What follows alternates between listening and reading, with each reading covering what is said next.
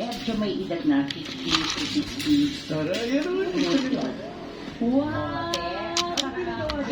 Yes, Filipino represent. Yes po. Ano pinagawa sa'yo ng audition? Meron binigay na script yun. Tapos, nung una English. So, ayoko. Sabi ko, baka hindi ako makuha dyan. Kasi hindi ko first language. Yun pala, hinahanap nila, ingat, nag-English. Pero, yung English na walang accent ng, yung Pinoy accent. Ganun po. So, pasok si Lola. Ito po, international ang mga audition niyo. Ganun din po ba? Don't call us, we will call you. Ganun din. Opo, ganun din. Nakalimutan ko na nga yan ni Prime Video, limited seat.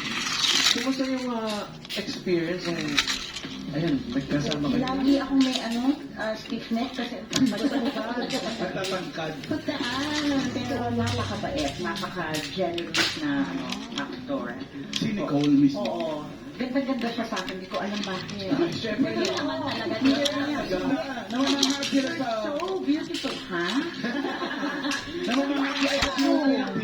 Oo. Yes po. Tita Ruby, ano pong, for sure naman yung pong experience o memorable, pero meron daw po kayong nagawa kay Miss Nicole Kidman. Oo, yung natapakan ko yung liliit niya sa paa. Kaya talagang Ano po? Kasi papasok na ako ng eksena, naka-standby kami sa meser. Tapos biglang i-enter na ako. Pag-enter kung ganun, parang nandito siya sa kanto. Parang nagano'n Nicole ko. Kidman? Oo, Okay. Ay, okay. doing her curl. Sabi ko na ba? Sabi ko na. Ikisi. Sabi ko gano'n. Saka naman, Tita Abswell po ka. So, ibig sabihin, malaki ang paa ni Nicole. Correct.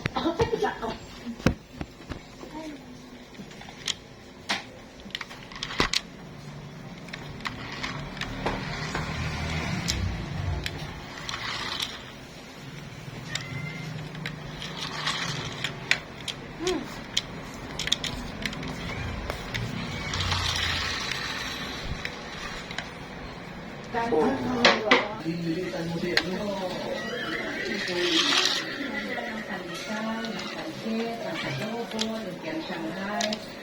At sarap na sarap sila. Kaya galing-galing ko daw ako. Hindi ka sa mga Pilipino.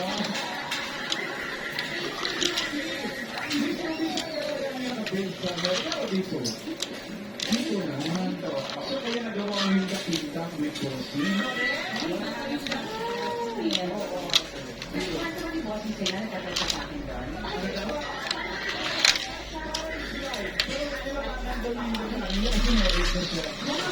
Kilala niya nga ako, Korean, sabi niya. Korean man, this is Miss Stress. Ako pili ng stress sa kanya.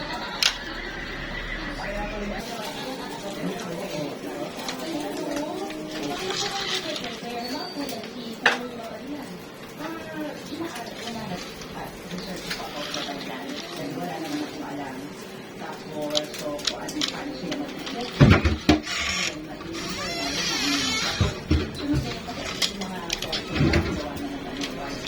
So, nakakatulong talaga. Tapos, pinaturuan nila ako magsayaw.